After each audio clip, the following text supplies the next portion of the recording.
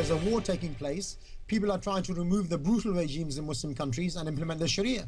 But of course we can live peacefully together. We did in the heart of Europe for over 800 years in Andalusia. That was a golden period for the Christians and the Jews living side by side with the Muslims. I hope that we can live together under divine law. Here's a task. Go to the internet, use the search engine of your choice. Put the word Muslim into the search box and click. Depending on which service you use, the first thing that pops up under a general search is an explanation of what a Muslim is. And under a news search, as I did today, the first 3 articles that came up detailed second-class treatment of women wearing burqas, another article that stated why not bomb the entire Muslim world, and why the Muslim integration of women in France is a bad thing. Nothing positive. Is it even possible at this stage in our societal evolution to consider the Muslim faith as being able to present itself as anything positive? Welcome back to Midpoint. Regional Operations Director for CAIR, the Council on American-Islamic Relations, Nezar Hamze joins us, and the Editor-in-Chief of the Levant, an independent news site for the Middle East, Catherine Shakdam, joins us again. Thank you both for joining us today, Catherine. Good to see you again. Thanks for having me on the show.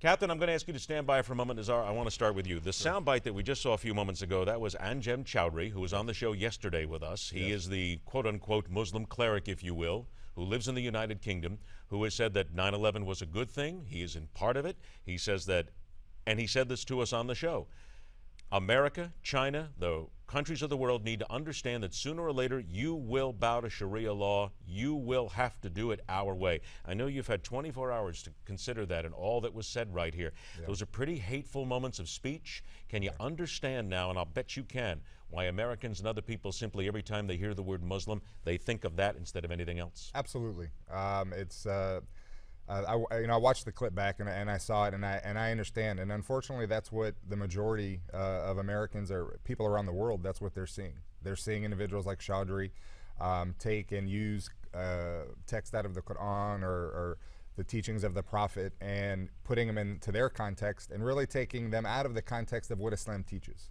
The reality is Islam, specifically in the Quran, 1/3 of the Quran teaches about the oneness of God. That's what true Islam teaches, is called Tawheed. Any God?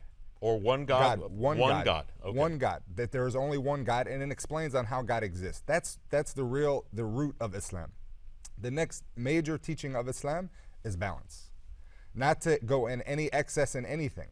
And Choudhury obviously would be an example of that unbalance, of going to that extreme, of being an extremist, taking verses and quotes out of text to say, you know, we're going to rule everything and the Muslims are going to dominate. That's not what Islam teaches, and that's not what the mainstream Muslim teach when they, you know, in the Quran, in the mosque, and you know, in society. Okay, Catherine, I'm going to turn to you now on this because we really need to ask your opinion on this as well, because these are the words that we constantly hear. The American people are hearing the words of people like Anjem Choudhury.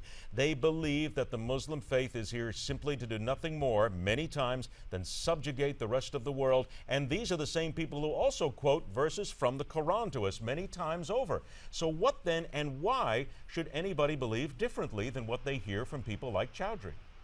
Well, I'm afraid, you know, it's often the case. I mean, it's a message of hate.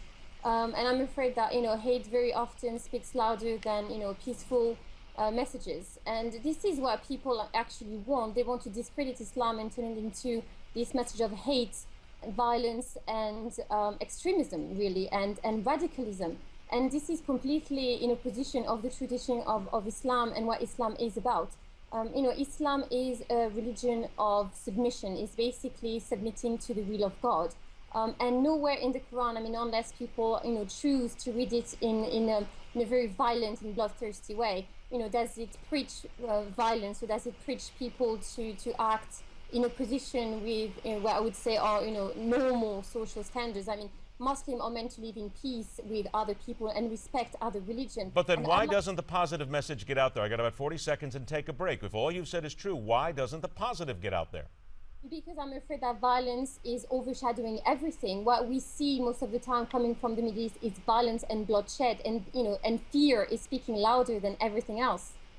Why then are not, and I'm going to ask you both this when we come back. I'll tell you what, we only got a couple seconds, but I want you both to think about this, because there has always been a call. We understand, Catherine, from your standpoint and from yours as well, that there are good Muslims out there. We need to talk about then how to get that message out there and why that message is not out there right now. If we're all trying, then there's got to be a reason why it's not understood. Catherine, stand by, please. Nezar, you as well. After the break, is it then not time for Muslims in America to understand the concept of the needs of the many outweigh the needs of the few?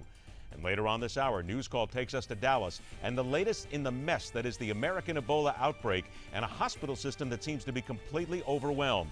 It's all coming up right here on Midpoint.